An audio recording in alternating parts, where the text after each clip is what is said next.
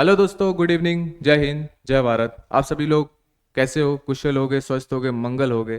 ठीक है दोस्तों, हमारी हिस्ट्री की क्लास चल रही थी और हिस्ट्री में हमने इससे पहले क्या पढ़ लिया था भाई? सिंधु सभ्यता के बारे में। और सिंधु सभ्यता का विस्तार से हमने कहाँ तक फैला हुआ है और इस सिंधु सभ्यता हमारा कितनों देशों में फैला हुआ है। 3 देशों में, अफगानिस्तान, पाकिस्तान और इंडिया। ठीक है, फिर हमने बताया सिंधु सभ्यता का जो प्रमुख स्थल कौन सा था, वो आपका हड़प्पा रहता है। और हड़प्पा की खोज किसने की थी? दयाराम सैनी द्वारा की गई थी 1921 में। और ये आपका किस नदी किनारे बसा हुआ शहर है? ठीक है, कौन सी नदी किनारे बसा हुआ शहर है आपका? रावी नदी। ये सिंपल सा सवाल भी आपका एग्जाम में पूछ लिया जाता है।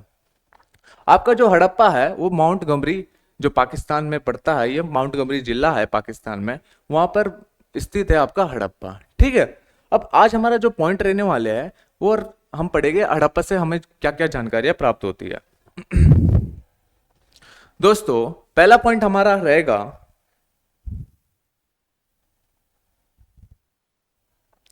हमें सर्वप्रथम जानकारी अन्नघार की प्राप्त होती है हड़प्पा से। अब अन्नघार आपका कहां पर था? किले में स्थित था। अब इसका मजेदार कहानी तौर पे समझिएगा।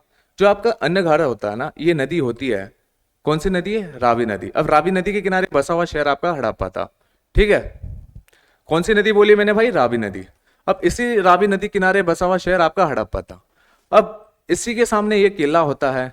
इस किले में वन साइड 6 रूम होते हैं, दूसरी साइड भी 6 रूम होते हैं। जो बीच वाला पोर्शन होता है आपका, वो आपका क्या रहता है? जो अन्नघार होता है, अनाज अनाज का गोदाम होता है। ठीक है, ठीक है, अनाज का गोदाम होता है तीसरी वाली मंजिल पे। अब अनाज का गोदाम तीसरी वाली मंजिल पे, ये क्या है? आपका किला है। अब इस किले में एक राजा भी होगा। अब गोदाम भी है, यहाँ पर अनाज भी इकट्ठा हो रहा है, तो राजा द्वारा टैक्स भी लिया जा रहा है। तो हमें उस टाइम के जो लोग थे टैक्स भी लेते होंगे, जो राजा वगैरह होते थे। दूसरी बात भाई, खेती बाड़ी की जानकारी भी हमें यहाँ से प्राप्त होती है, क्योंकि अनाज कहाँ से आ रहा है? खेत से आ रहा होगा, तो खेती बाड़ी भी उस टाइम के लोग करते थे। ठीक है, अब राजा इसी अनाज को क्या करता था? अन्य देशों में इसका एक्सपोर्ट करता था, क्योंकि बीच में गैलरी थी और नदी के किनारे बसा हुआ शहर आपका क्या रहता? हड़प्पा रहता है। तो वो क्या करता था? बोट के थ्रू बाहर से जो लोग आते थे, क्योंकि सड़क वगैरह कुछ होता नहीं था। ठीक है, तो बोट के थ्रू बाहर से आते थे नदी के किनारे होते हुए, फिर राजा इसी को ही जो गोदाम में अनाज रहता था उसका एक्सपोर्ट करता था अन्य देशों में। ठीक है, और कभी अगर किसानों को अकाल पड़ जाता था फसल में, तो राजा यहीं से अनाज देता था किसानों को, अपनी जनता को। ठीक है, अब दूसरा पॉइंट हमें मिलता है, हमें यहां से लेबर हाउस की जानकारी भी प्राप्त होती है, श्रमिक आवास। अब श्रमिक आवास में क्या होता था? मजदूर द्वारा अनाज का पीसने का कार्य किया जाता था। तो भाई, अनाज का गोदाम भी होगा, तो अनाज को पीसने के लिए एक आवास भी चाहिए होगा। तो श्रमिक हाउस में मजदूर होते थे, वो लोग उसी में ही क्या करते थे? अनाज पीसते थे और उसी में ही रहते थे। ठीक है, और तीसरा पॉइंट हमें यह मिलता है, तांबे गलाने की भट्टियां भी हमें जानकारियां प्राप्त होती है हड़प्पा सिविलाइजेशन से। समझ रहे हो? हड़प्पा सिविलाइजेशन से भट्टिया की जानकारियां, तांबे गलाने की भट्टिया। अब भट्टिया जैसे ईंटें बनाई जाती है ना भट्टियों में, इस तरह से उस टाइम के लोग भी भट्टिया भी यूज करते थे। ठीक है दोस्तों, तो भट्टिया की जानकारी हमें प्राप्त होती है हड़प्पा सिविलाइजेशन से। समझ रहे हो आप लोग? अब जो भट्टिया में तांबा गलाया जा रहा है, इस तांबे से वो लोग क्या क्या बना सकते हैं? देखो, तांबे से वो लोग क्या क्या बनाते थे? मानव की मूर्तियां बनाते थे। ठीक है, और दूसरा, उसी तांबे से छोटी तलवारें बनाते थे, या तांबे से खिलौने बनाते थे। ज्यादातर तो इन्होंने तांबे का यूज मूर्तियों के लिए किया था। ठीक है, जो गलाते थे उससे मूर्तियां ही बनाते थे। ठीक है, और पांचवें पॉइंट की बात करें, हमें कांसे का दर्पण भी मिलता है हड़प्पा सिविलाइजेशन से। अब भाई, हम सिंधु सभ्यता को हम ब्रॉन्ज एज भी कहते हैं। अब उस टाइम पे मानव के द्वारा क्या टीन और कॉपर का इस्तेमाल एक साथ किया जा रहा था, तो उस टाइम के जो लोग थे भाई, मिरर भी यूज करते थे। तो मिरर आपका किसका बना होता था? ब्रॉन्ज का। ठीक है, नेक्स्ट पॉइंट हमारा बहुत ही इंपॉर्टेंट है, एग्जाम में पूछा गया। हमें यहां से कब्रिस्तान की जानकारी भी प्राप्त होती है हड़प्पा सिविलाइजेशन से। अब ये जो कब्रिस्तान था आपका, वो लोग कब्रिस्तान को क्या कहते थे? कब्रिस्तान का उन्होंने नाम दिया था एचआर। और जो कब्रिस्तान के अंदर जो समाधि मिलती है उसका नाम दिया था R37। तो HR के नाम से हम जो हड़प्पा सिविलाइजेशन के जो लोग थे कब्रिस्तान को वो HR नाम से कहते थे, और जो उसके अंदर जो हमें क्या समाधि मिलती थी उसको वो लोग कहते थे R37। ठीक है दोस्तों, ये एग्जाम में बहुत पूछा गया। चौथी चीज हमें ये प्राप्त होती है शंख से निर्मित बैल। भाई उस टाइम के लोग डिजाइन वगैरह भी करते होंगे, क्योंकि अब शंख से निर्मित बैल है, शंख में क्या है चित्रकार बने हैं बैल के, तो उस टाइम के लोग डिजाइनिंग वगैरह भी करते होंगे, तो हमें शंख से निर्मित बैल की जानकारी भी प्राप्त होती है हड़प्पा सिविलाइजेशन से। ठीक है, और हमारा नेक्स्ट पॉइंट ये है गेहूं और जौ की दाने की जानकारी भी हमें प्राप्त होती है हड़प्पा सिविलाइजेशन से। तो पूछा जाता है इनकी शायद मुख्य फसल यही है, मतलब मुख्य फसल पूछा जाता कि हड़प्पा सिविलाइजेशन की मुख्य फसल क्या थी, गेहूं और जौ, क्योंकि भाई गेहूं और जौ की जानकारी हमें प्राप्त हो रही है हड़प्पा सिविलाइजेशन से, क्योंकि आपको पता है अन्नघार मिलता है तो अनाज भी चाहिए होगा, तो अनाज इनका क्या रहता था, जो इनकी फसल रहती थी गेहूं और जौ, हड़प्पा सिविलाइजेशन लोगों की खेती बाड़ी करते थे वो गेहूं और जौ की इनकी फसल रहती थी। और हमें नेक्स्ट पॉइंट की बात करूं, हमें यहां से लकड़ी की ताबूत की जानकारी भी प्राप्त होती है हड़प्पा सिविलाइजेशन से। अब ये ताबूत होता क्या है दोस्तों, आप लोगों ने क्रिश्चियंस लोगों को देखा होगा, क्रिश्चियंस लोग देखो क्या करते हैं, जब उनका कोई बंदा एक्सपायर या मर जाता है तो उसको वो लोग क्या करते हैं ताबूत में ले जाते, तो हमें यहाँ पर उसी ताबूत की बात कर रहे हैं, तो हमें वहाँ हड़प्पा सिविलाइजेशन के लोग ताबूत का इस्तेमाल भी करते होंगे। ठीक है, तो हमें क्या जानकारी प्राप्त होती है लकड़ी की ताबूत की। और हमें यहाँ पर सर्वाधिक लेख युक्त की जानकारी भी प्राप्त होती है, हमें सर्वाधिक लेख युक्त मोहरे प्राप्त होती है। अब मोहरे होती क्या है, मोहरे मतलब एक तरफ से स्टैंप होती थी। अब उस टाइम के लोग क्या होते थे, अब भाई कोई सामान भेजना है, जैसे उन्होंने यहाँ से ये जैसे अनाज है, अनाज का गोदाम है, अनाज यहाँ से भेजना है अन्य देश में, तो उसमें वो क्या करेगा स्टैंप लगाएगा अपनी, तो इस सिस्टम से वो अनाज जाएगा ताकि कोई ना खोले। तो मोहरों के इस्तेमाल सबसे सर्वाधिक कहां पर होते हैं, आपके कहां पे होते हैं, हड़प्पा सिविलाइजेशन पे। ठीक है दोस्तों, और अनाज कूटने के हमें चबूतरे भी जानकारियां प्राप्त होती है। अनाज को कहां कूटा जाता था, जो आपके हड़प्पा सिविलाइजेशन के लोग थे वो लोग अनाज को कहां कूटते थे, चबूतरे में। तो अनाज को किस तरह से तैयार करते थे, चबूतरे में कूट के तैयार करते थे उस टाइम के जो लोग थे। ठीक है, और मोहरे पर जो उनका जो मोहर होती थी उनके जो निशान होते थे वो क्या रहते थे, गरुड़ पक्षी के और सांप के चित्र, ज्यादातर आपके गरुड़ पक्षी और सांप के चित्र उनकी मोहरे पर बने होते थे। और नेक्स्ट पॉइंट की बात करें, मैंने आपको बताया था तांबों को भट्टियों में घटाते थे, मतलब भट्टियों में क्या करते थे वो लोग, क्या करते थे, मैंने आपको बताया था अभी इससे पहले, तांबों को भट्टियों में क्या करते थे भाई, बोला था मैंने आपको, तांबों को गलाने की प्रक्रिया, मतलब तांबों को भट्टियों में गलाते थे। ठीक है, फिर उसके बाद उससे छोटी तलवार वगैरह का निर्माण करते थे। ठीक है, वही चीज आपका यहाँ पॉइंट आ गया। इस तरह से देखो यार, ये देखो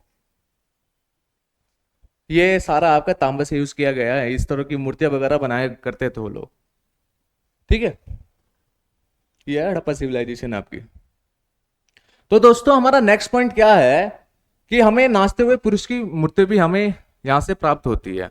तो इन्होंने जो आपको मैंने बोला था तांबों को गलाया जाता था किसमें, भट्टियों में, तो तैयार की जाती थी मूर्ति। अब इन्होंने मूर्ति भी बना दी कैसे, नाचते हुए। अब नाचते हुए जैसे कि या तो नाचते हुए दिखी नहीं गई मूर्ति हमें, ये एक इस तरह की मूर्ति बनाई है तांबे से। ठीक है, दिख रही है मूर्ति आप सभी, नाचती हुई मूर्ति है नहीं यार, इसमें दिखाता हूं आप लोगों को।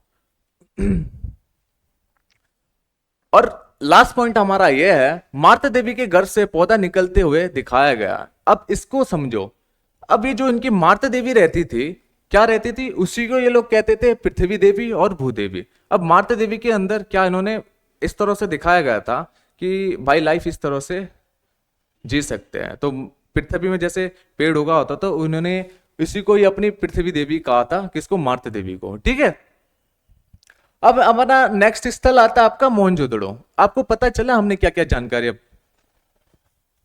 मिलती है आपके हड़प्पा सिविलाइजेशन से। हड़प्पा सिविलाइजेशन से हमें क्या क्या जानकारियां मिलती है, देखो आपके एग्जाम में पूछा गया सवाल एक तो यह वाला है,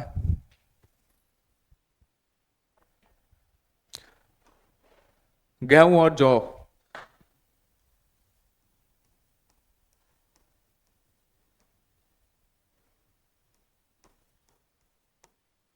इनकी मुख्य फसल, हड़प्पा सिविलाइजेशन के लोगों की मुख्य फसल क्या थी आपकी?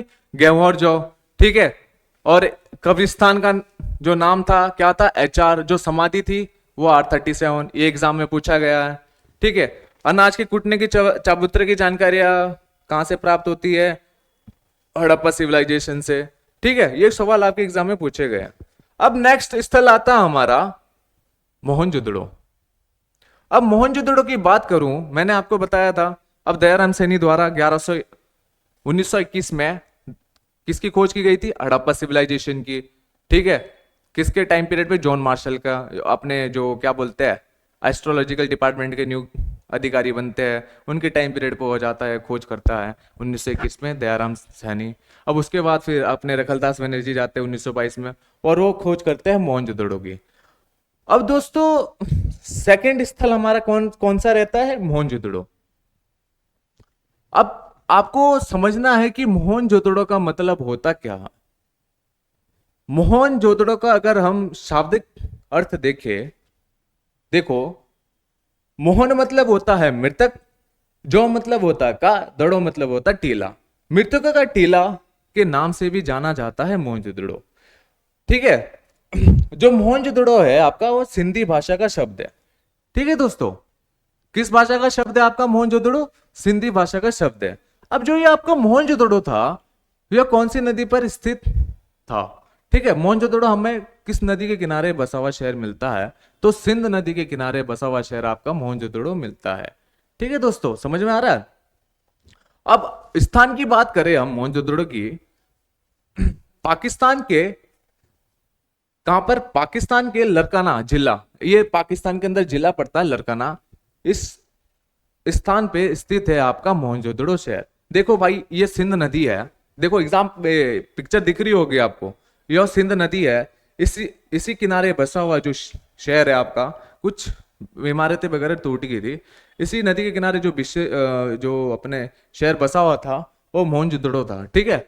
लरकाना जिला पड़ता है आपका पाकिस्तान पे, उसी जिले पे स्थित था आपका मोहनजोदड़ो। इतनी बात समझ में आई। अब इसकी बात करें, इसकी खोज मैंने आपको बताई रखलदास बनर्जी ने की थी 1922 में, ठीक है।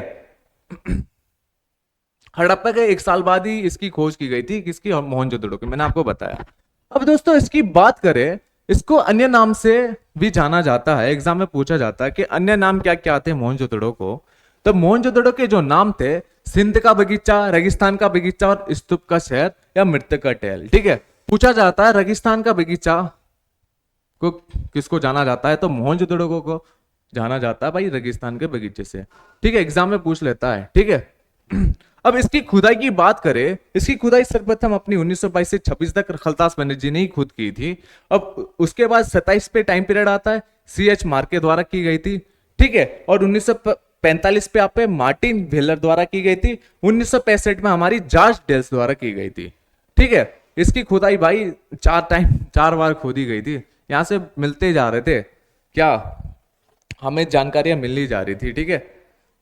यह निस्ट द्वारा की गई थी 1927 में, याद रखना, पूछी जाती है। अब कल हमारी जो क्लास रहने वाली है, मोहनजोदड़ो के हम जानकारियां क्या क्या प्राप्त होती है सब पढ़ेंगे। देखो मैंने आपको बताया मोहनजोदड़ो का मतलब क्या होता है, मृतक का टीला होता है। मोहनजोदड़ो आपका सिंधी भाषा का शब्द है। ये सारी जानकारियां अब इसके बारे में हम जो कल पढ़ने वाली, कल की क्लास रहने वाली है कि मोहनजोदड़ो से हमें क्या क्या जानकारियां प्राप्त होती है। दोस्तों आप लोग जरूर इस वीडियो को शेयर और सब्सक्राइब जरूर करिएगा, क्योंकि आपका रिस्पॉन्स नहीं आ रहा। 10 दिन में हमें, हमारा टारगेट है कि 1K ले जाना हमें अपने चैनल को, ठीक है। और शेयर करिएगा जितना शेयर हो सके, क्योंकि नोट्स अगर नोट्स में कोई कमी नहीं है, नोट्स में अगर आपको कुछ गलती लगती है तो कमेंट में जरूर करिएगा, ठीक है। कहीं अगर आपको मेरे तरीके पे कमी लगती है तो आप उसमें भी बताइएगा, ठीक है। बाकी आपको नोट्स बढ़िया मिल रहे हैं, पेपर में जो सवाल है मैं वो भी कराऊंगा किस तरह से पूछे गए सवाल है। तो आज की क्लास हम यही खत्म करते हैं। कल जो हमारे टॉपिक रहेगा मोहनजोदड़ो के जो हमें जानकारियां, क्या क्या जानकारियां प्राप्त होती है, ठीक है, ये पढ़ना है हमने अगले टॉपिक। और उसके बाद अपनी अलग अलग जो साइटें हैं उसके बारे में हम जानकारियां लेंगे कल की क्लास में। तो दोस्तों मैं लेता हूं आपसे सभी से आज्ञा। जय हिंद, जय भारत। आप अपना सभी लोग ख्याल रखिएगा।